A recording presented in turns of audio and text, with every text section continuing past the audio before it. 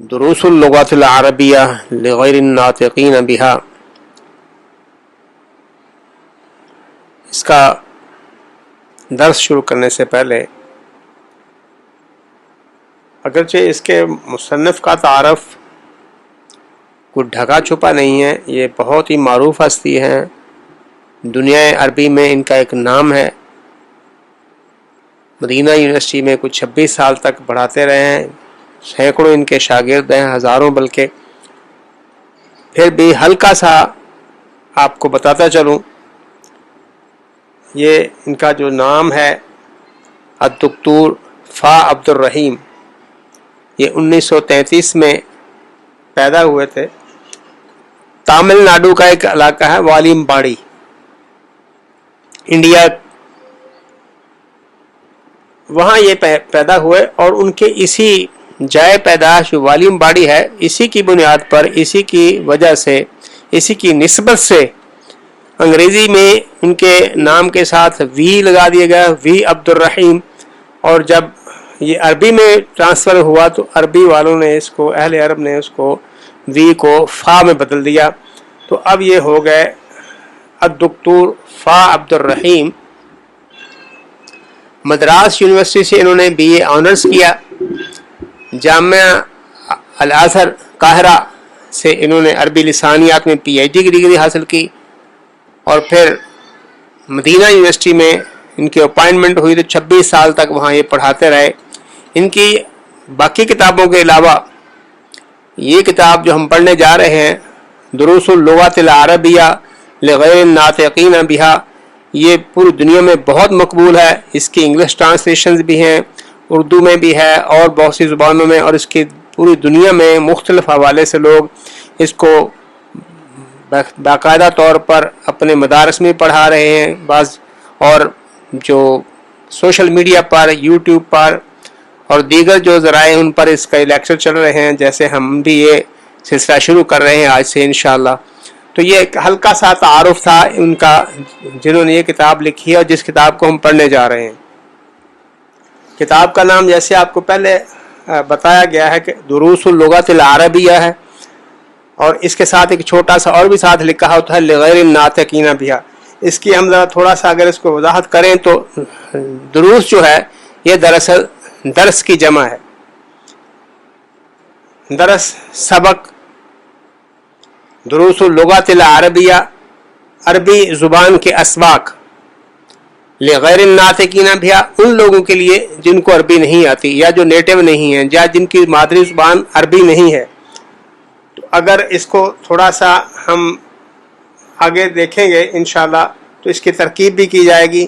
فی الحال ترکیب کا جو کرنا وہ مناسب نہیں ہے، انشاءاللہ آگے جب پڑھیں گے اس کو تو جب وہ ترکیب والا، عربی کی ترکیب والا آئے گا معاملہ، تو اس چیپٹر میں ہم انشاءاللہ اس کی ترکیب بھی کریں گے، یہ مضاف ہے کہ مضاف الیہ ہے یا کیا ہے، یہ کیسا جملہ بنتا ہے۔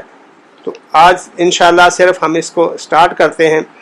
پہلا لفظ جو ہمارے سامنے آتا ہے پہلے سبق میں، الدرس الاول، پہلا سبق۔ اول جو ہے یہاں واحد بھی ہے، یعنی واحد کو بھی ہم واحد ایک کہتے ہیں، اول کو بھی ایک کہتے ہیں، لیکن اول جو ہے وہ پہلے کے معنوں میں آتا ہے۔ الدرس الاول، پہلا سبق۔ اس کا پہلا جو جملہ ہے، جو پہلا لفظ ہے وہ ھذا ہے۔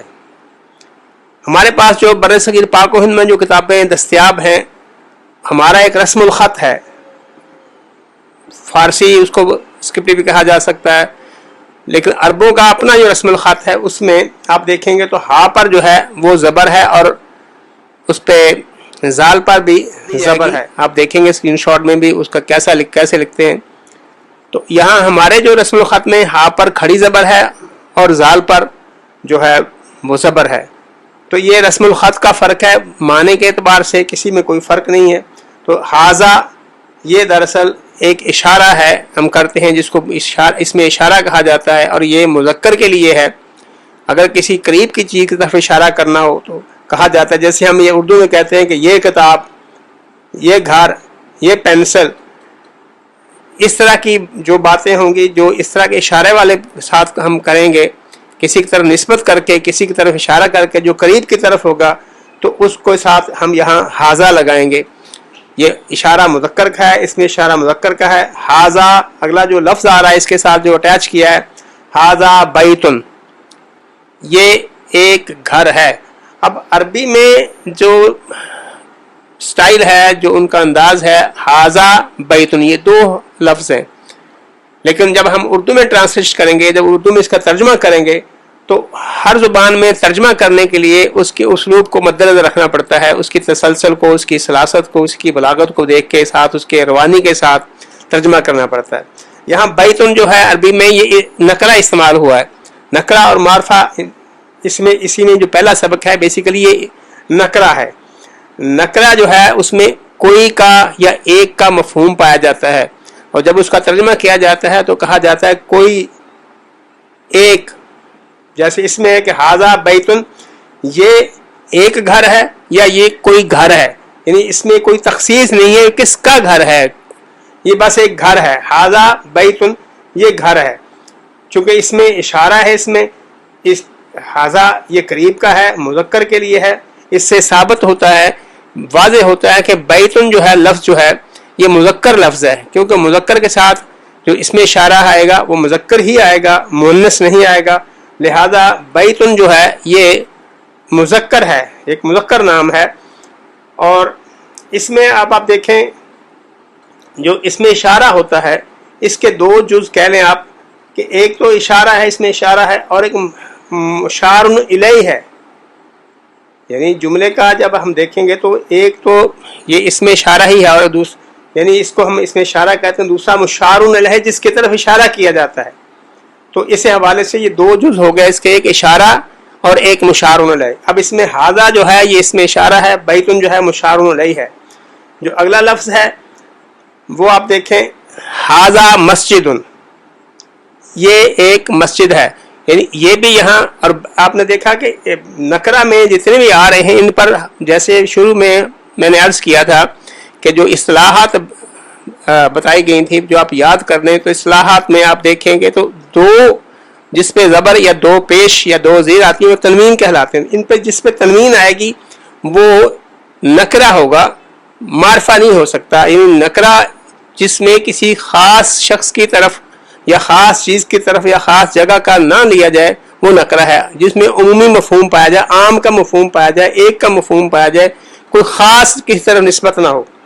تو یہاں بھی بیتن ہے اور مسجد، دونوں میں آپ دیکھیں کہ تنوین آئی ہوئی. تنوین کا مطلب ہے یہ کوئی خاص نہیں. ہاذا مسجد، یہ ایک مسجد ہے، کوئی مخصوص نہیں کی گئی بھی کون سی مسجد ہے، کس کی مسجد ہے، کس علاقے کی مسجد ہے، کس جگہ کی مسجد ہے، کس سے نسبت اس کی نہیں، بس ایک کہہ دیا کہ ہاذا مسجد، یہ ایک مسجد ہے یا کوئی بھی مسجد ہے. آگے آ رہا ہے ہاذا بابن، یہ ایک دروازہ ہے. باب دروازے کو کہتے ہیں، باب بھی مذکر ہے چونکہ ہاذا کی ضمیر آئی ہوئی ہے. ہاذا کتابن، اس سے اگلا جو لفظ ہے ہاذا کتابن، یہ ایک کتاب ہے. اب اس سے کتاب جو ہے آپ دیکھیں گے یہاں ہاذا کتابن مذکر ہے، جبکہ ہم اردو میں کہتے ہیں یہ میری کتاب، یہ آپ کی کتاب، یہ اس کی کتاب. ہمارے ہاں اردو میں مؤنث کہلاتی ہے کتاب، لیکن یہاں ہاذا کتابن سے مطلب ہے کہ یہ مذکر ہے، کتاب مذکر ہے، مؤنث نہیں ہے. اگلا لفظ ہے ہاذا قلم، یہ ایک قلم ہے. قلم بھی مذکر ہے، اردو میں بھی قلم، میرا قلم، آپ کا قلم، اردو میں مذکر استعمال ہوتا ہے. یہ میرا پین ہے، یہ میرا قلم ہے. اس کے بعد ہے ہاذا مفتاح، یہ ایک چابی ہے، کی، انگلش میں کی کہیں گے، یہ ایک چابی ہے. مفتاح، اب ہم دیکھیں اردو میں چابی ہمارے ہاں مؤنث استعمال ہوتی ہے، میری چابی، آپ کی چابی، اس گھر کی چابی، اس دروازے کی چابی. تو یہاں جو ہے ہاذا مفتاح، یہ مذکر ہے، یہ ایک چابی ہے. ہاذا مکتب، یہ ایک ڈیسک ہے یا میز ہے، یعنی یہ بھی مذکر ہے، ہمارے اردو میں بھی مذکر استعمال ہوتا ہے. اور اس کے بعد اگلا لفظ جو ہے ہاذا سریر، یہ ایک چارپائی کہہ لیں، بیڈ کہہ لیں، جو بھی آپ اس کو کہہ لیں. یہ کھاٹ بھی استعمال ہوتا ہے اردو میں. یہ ایک چارپائی ہے، سریر.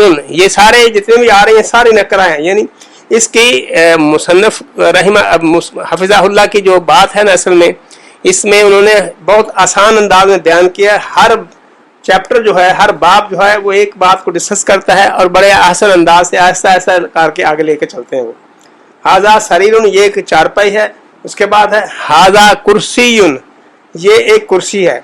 अब देखें यहाँ कुर्सी अरबी में मुज़क्कर इस्तेमाल हो रहा है, जबकि हमारे उर्दू में ये मुन्नस है, मेरी कुर्सी, आपकी कुर्सी।